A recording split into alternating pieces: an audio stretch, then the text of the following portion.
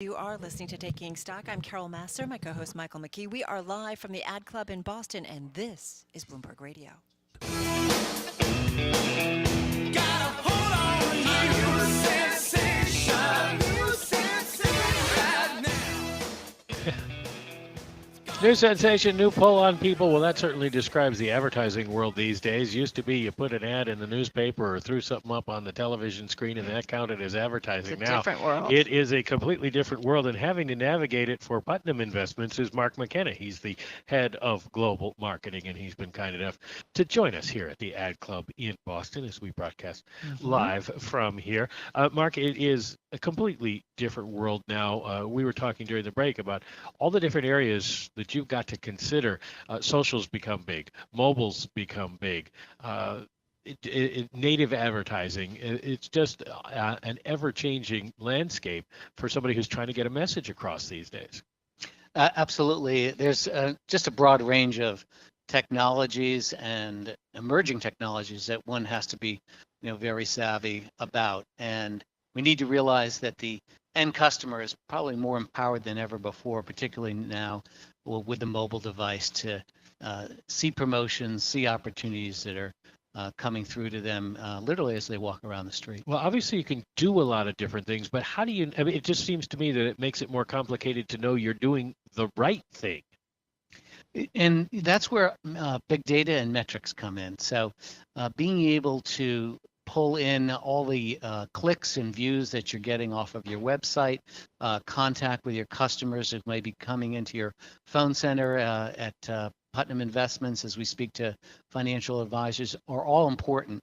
And you really need to tie those together, be able to sort of segment what you're hearing and find the opportunities from the noise within all of those signals. Mark, where do you find the most impact at this point? I mean, is it through social media? Is it through, an alliance or working with the Patriots? I mean, where do you find that you get the most bang for your buck, if you will?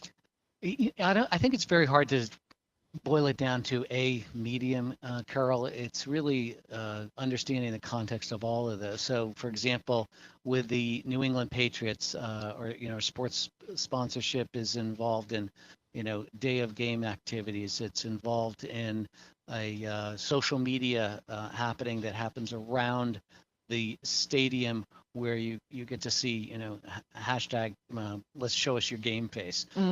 So it's across all of those, and then it's the mobile experience. As we walk around on a daily basis, we're looking at content more and more off of a mobile device. Over 75% of all emails are viewed on a mobile device, and I think some of the people who are typing those messages don't always consider that, and that's important.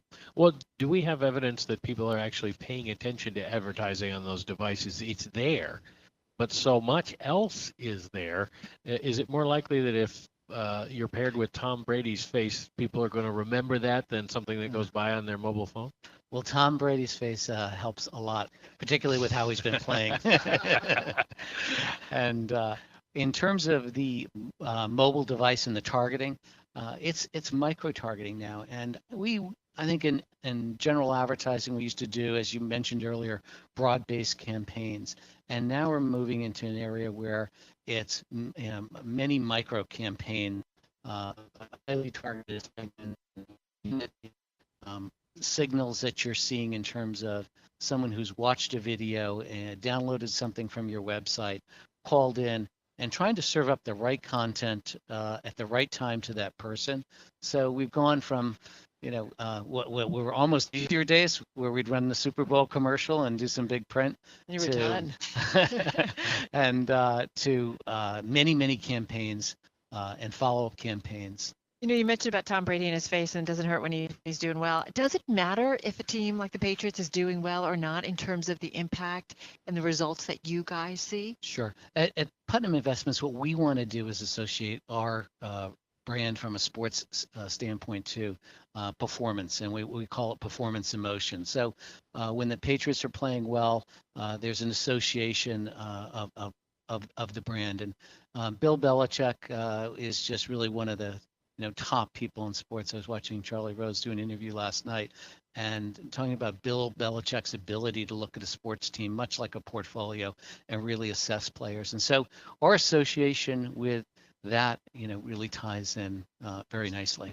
But you want them to do well. We want them to do well when they make it to the playoffs. It's just bonus opportunities all around to engage with our clients and our fans. How do you determine what kind of sports venues you want to be a part of? For us, it's we look around the seasons, and for the fall, football's very strong demographically across the financial and people who are interested in investing. It's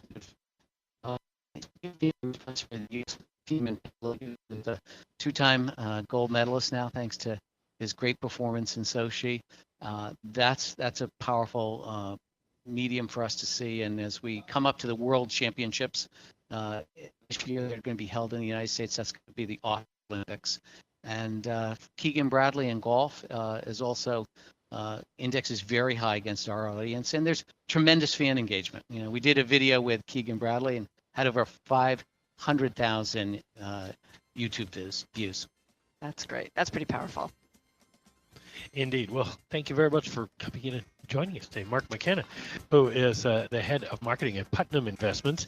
Trends in investment and marketing always get a boost when you're tied in with a winning team like the Patriots right now. Tom Brady, I guess. Aren't they first in the Helping AFC on. East, I First think, in- right now? Yes. First in the AFC That's what overall. I said. Yeah. Not just the Oh, East. all right, Overall. sorry. They have a Sorry. better record than the New York Giants. It's the girl getting the sports thing wrong again.